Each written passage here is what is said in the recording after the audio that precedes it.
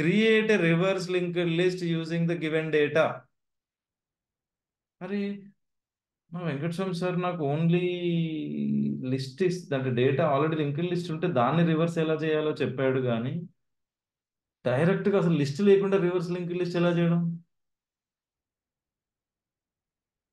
కాదు కదా, అదే ఆలోచించాలి మీరు.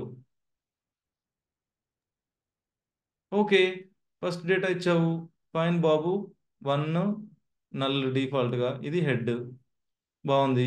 సెకండ్ది వచ్చింది, సెకండ్ నోడ్, అందులో 2 ఉంది, డిఫాల్ట్గా నల్ ఉంది. కానీ ఇప్పుడు ఏం చేస్తున్నా నేను?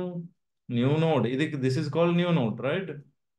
So new node dot next is equals to head. Now this is pointing here, and then head, I'll move head. So head is pointing here now. ఏమైంది?